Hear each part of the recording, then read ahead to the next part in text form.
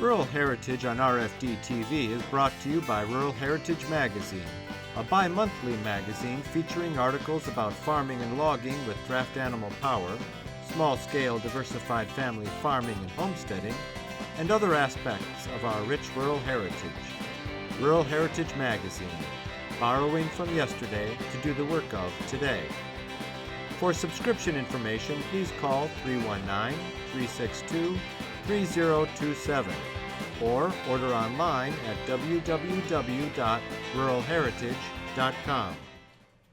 Hi, I'm Joe Mishka. Thanks for joining us for another episode of Rural Heritage TV.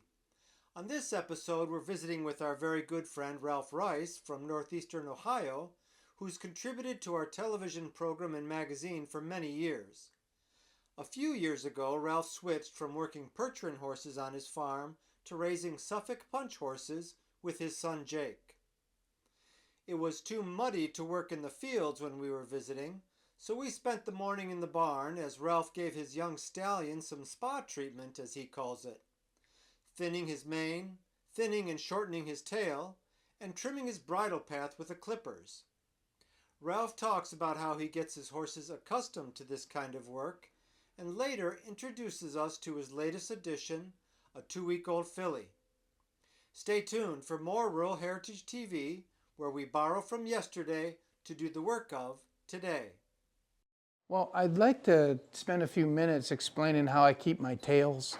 And it's just a personal preference. It's not anything that you may or may not like it. Use the information if it works for you, and if not, well, I'll just waste a little bit of your time, but we've done that before.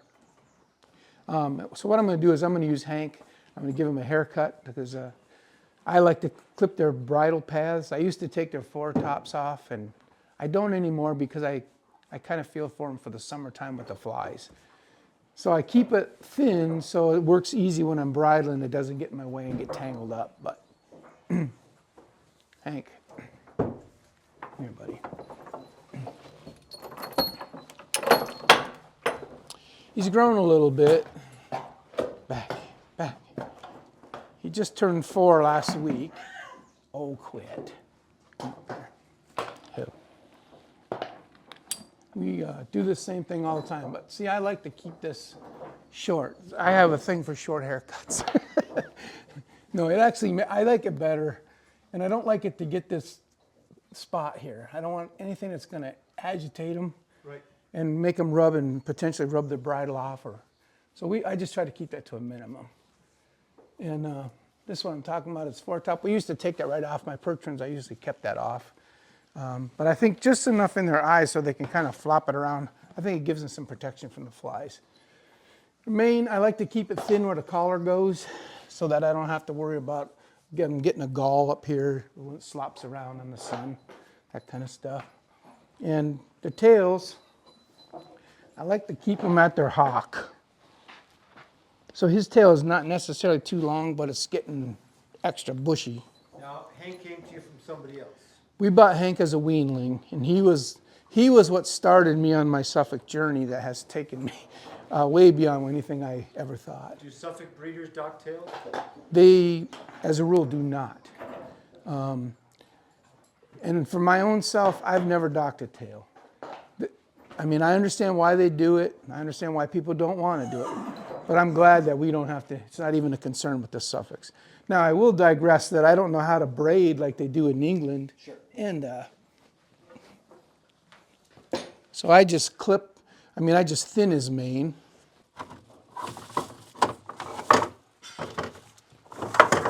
Sure, I keep this thing right where I can grab it easily. But I use this thinning comb, and we can get them in any harness shop around here by us. It's sort of serrated, but the points are not sharp.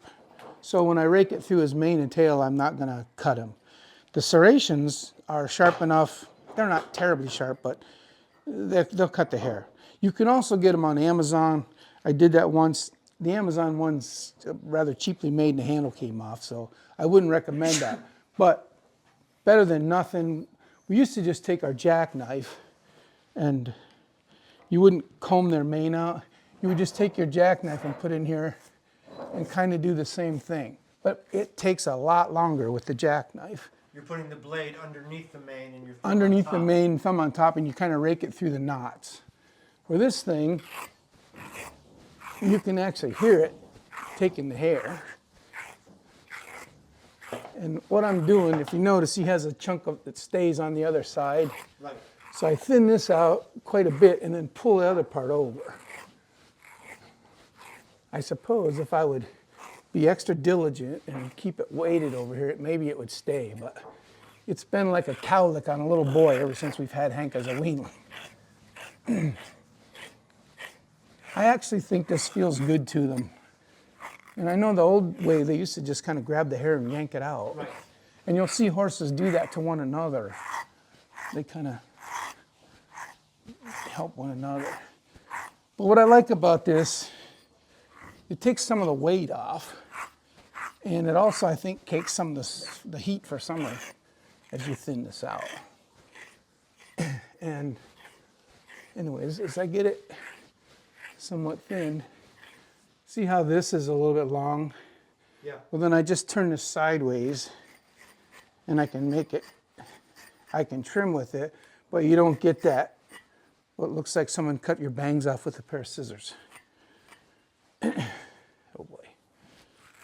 Anyways, after I get that thinned out, then I pull this over from the other side.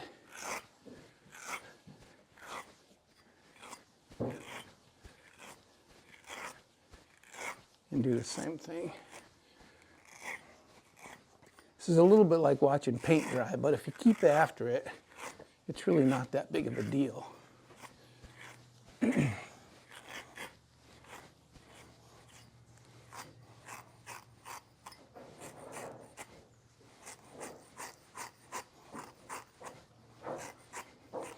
And really, the only difference between a good job and a bad job is about 3 weeks. So it's a little bit forgiving.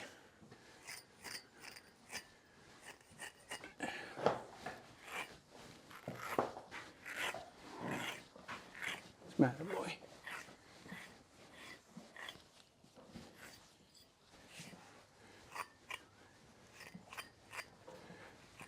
If we were going somewhere, we'd probably spend a little more time and make it be a little more fussy. But for the sake of demonstration, I think that kind of shows what we do.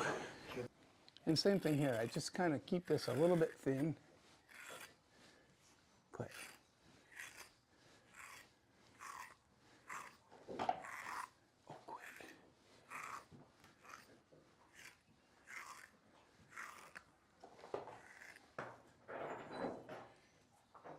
One of my mares is in heat, so he's just checking to see if that's her. Never mind. And it's the same thing for the tail. Now, I purposely don't brush the tail before I start this job because all those tangles and knots help this thing work better. Oh, get over. Hey, get over. Whoa. Quit. Hey, quit. Good boy. All these tangles and knots actually help the comb work better. It gives it something to bite through. And usually the tangles or knots are kind of what you're trying to remove anyways. And if you watch underneath, obviously that gets the most abuse under there. But it stays fairly clean when you keep all this rank hair out of it and smooth through these knots occasionally. Again, his isn't, the length on his is good. It's just the bulk of it. And of all the jobs I do, I like their tails up out of the mud when I'm in the woods. And as far as driving, the only time they are an issue for me is when I'm driving the hay mower. Long tails will get over top of your line, and then they kind of get them trapped under there. And with old horses and broke horses, it's probably not much of an issue at all. It's just an aggravation. But with young horses, I want to be in control, and when your line's stuck underneath their tail, you're not in control, or potentially not in control. So keeping a length like this, they can still fight flies, and they can fight flies for each other as they stand nose to tail. And but it keeps it up out of my way. It keeps it out of the mud, makes it cleaner, much easier to harness and unharness, to throw the britchin under and over. And like I said, his length is pretty good, so I wouldn't worry too much about it. But if I did, same way, just kind of hold the extra hairs and work from the inside out. So you keep that tail like on a girl's ponytail. Keep that taper, like on a girl's ponytail.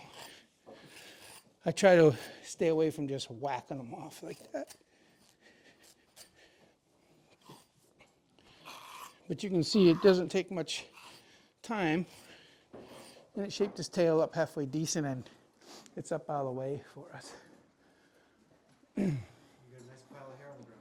Yes, it does work well, and it didn't take long. But with my jackknife, that would take 15, 20 minutes. So this is definitely a labor time saver for sure.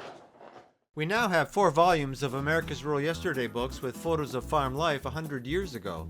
Fieldwork has images of horses in the fields working the ground, planting and harvesting the crop. Barn and Farmyard shows farmers putting that crop in the barn, silo or corn crib and caring for poultry, hogs, cattle and more. In At Home and in Town, farm families prepare Sunday dinner, relax in the parlor, drive to town by buggy or wagon and visit the general store. Finally, Early Tractors has over 250 photos of early American tractors like Alice Chalmers, Oliver, John Deere, Farmall, Minneapolis Moline, and many more. These photos are of new tractors back in the day and show how they were configured coming out of the factory. Buy any of these books for $24.95 plus shipping. When you buy 2 or more, the price per book goes down, all the way to $17.49 per book when you buy all 4. To order, just call 1-877-647-2452 or order online at www.ruralheritage.com. That's 877-647-2452. And then lastly, I'm going to clip his bridle path.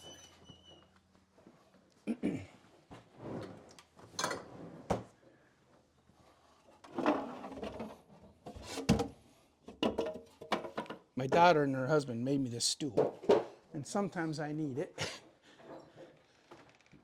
I do this the same every time, and we do it with our little girls too, so they know exactly what's coming and they're not worried about it. But I just leave their halter on, put that back, and I keep the clippers handy. And just out of, I don't know, kindness, I let him sniff it, so he knows what's coming on, then I turn him on. And I'm not a big fan of using a twitch on them. Right. I want them to do what I ask them to. Right. So the easiest way is to introduce them so there's no fear, and they don't really care.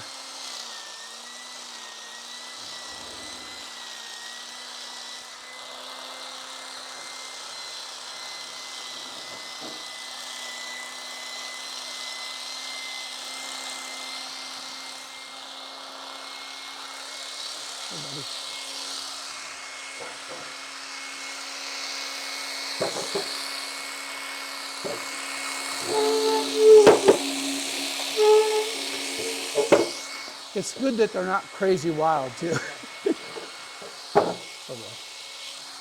I used to be able to reach, and something happened.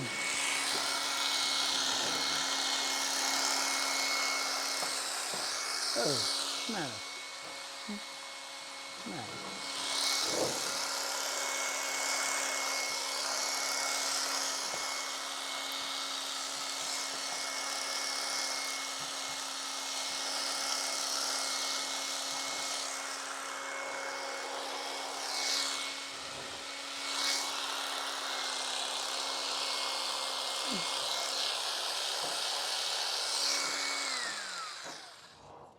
That's kind of how I like to do it, with not a lot of fanfare and them just behaving.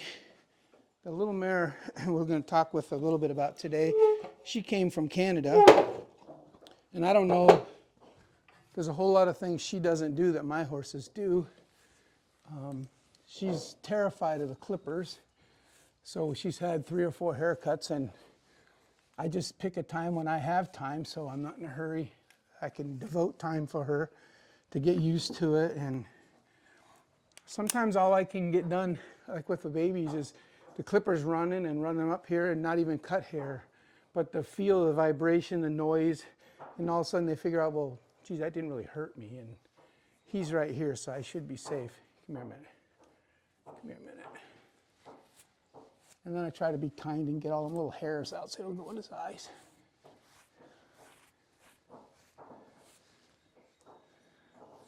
But that's how I try to do it.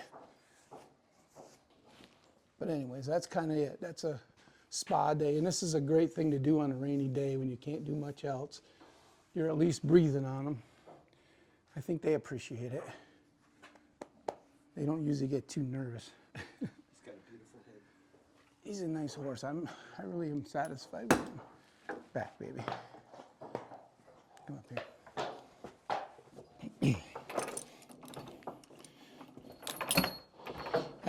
I talked about the horse from Canada, and what I mean is she's 12 years old. She's broke fairly well, and she's getting used to what I want, what my commands are. But she obviously wasn't in a tie stall much. Here, girl. She obviously what? Wasn't in a tie stall much. So she's pretty good to go in the left side. She's pretty responsive. But when I try to go in over here, Rosie, get over. Get over a little bit. Get over a little bit. I have to really work with her to get her to move over, which isn't a bad thing. I mean, we got her in December, and then I got COVID and was sick for the whole month of December practically. So we've only really been working with her 3 or 4 months. So she's coming along. But our little horses, they spend time in here every day, even when they're babies. And it's short lessons. Bree, get over, girl. Get over. Get over. Get over. Good girl. So when I go to put the harness on, I want the tugs to move over. I just have to tell her, okay, get over. A little bit of pressure, get over. They learn it so fast, it just makes life easier going forward for her and for me. When I'm coming in with a fork full of hay, just tell them get over, they do. It all works out very well. So I'm going to bring them in so that I can take the others out. Okay. Come on, ladies. Hey, where you going?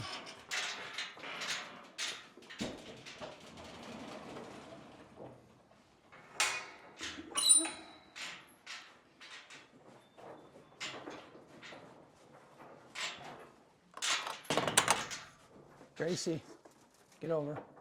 Get over. Thank you.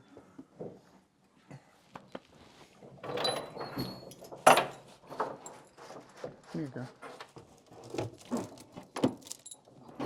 Good girl.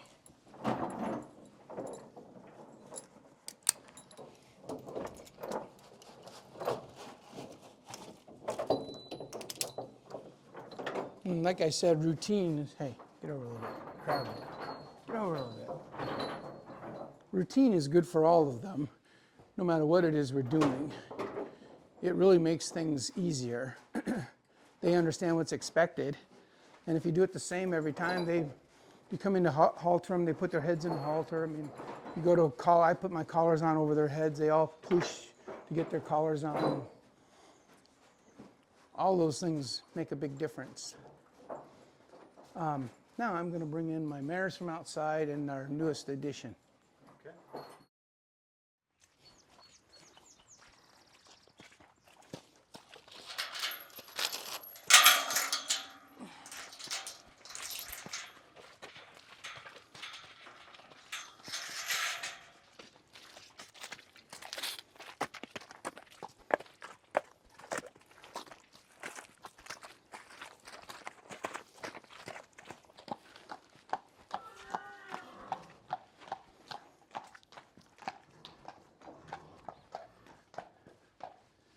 Come on, baby.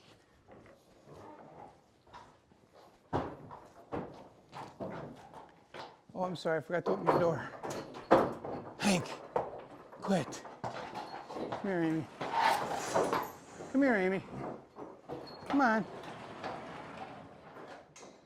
It's better when I open their stall doors. Come on, Amy. Come on.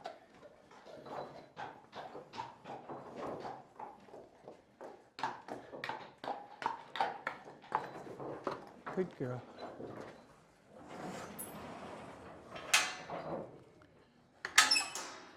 Come on, Ab. Oh my goodness. Come on, Abby. Come on. Come on, girl. All right, quit. Let's get you dinner. Come on, Joy. Come on, let's get you dinner. Come on.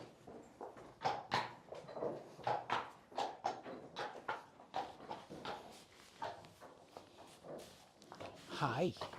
Hi. Hi. How are you? How are you? Did you have a good night? Did you? Yes. Come on in here with Mom. Come on. She's terribly wild. They're the best things ever, babies. But what I like about this filly, she got a nice short neck, nice set to her shoulder already. Hey, don't nibble. Nice feminine head. She's that Suffolk punch go around here and power. Yep. Huh. Her half sister would be Bree. So she has a little bit of that same body look, which I'm sure they get from Abby. Huh. So she's 2 weeks and 2 days old. And I didn't want to turn them out last night in the muddy ground, but they need their exercise, and that's the best thing for them is pasture. So I sacrificed a little grass going forward, and to have a healthy foal, that seems like a very good trade-off. Grass will come. Right, the grass will come back. And thankfully we have a lot of it, so we imprint them when they're born, you know, with touching them all over and messing with their ears and all those kind of things, their feet. I think that does wonders for them because they recognize your voice and your touch. And then I try to fool with her a little bit every time she comes in just to make sure that the connection starts here, if it's me or someone else. But I don't want them to have a rough go.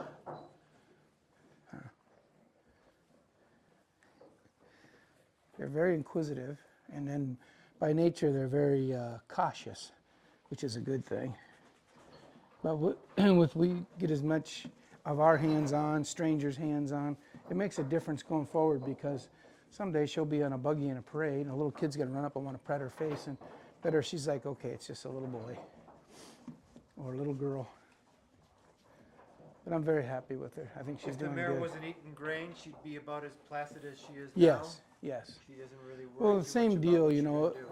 Abby's part of my main team, and when the baby was first born, she would stand between us, but she was never cross with me or anything. They all are somewhat protective, but I think that's another nice thing about them being out on pasture. The baby learns right away to follow mom. In here, you know, if they were in here for 2 weeks or more, yeah, there's enough room, but it worries me, you know, even though I keep it clean and that, it's just much better outside. This program is available for purchase. To order your copy, please call 319-362-3027 or visit www.ruralheritage.com. Rural Heritage is a bi-monthly magazine dedicated to draft animal farming and logging, as well as other aspects of our rich rural heritage. It is published by Mishka Press, which also offers a complete line of back-to-the-land books, DVDs, and calendars. Call or write for a catalog or subscription information, or visit our website at www.ruralheritage.com.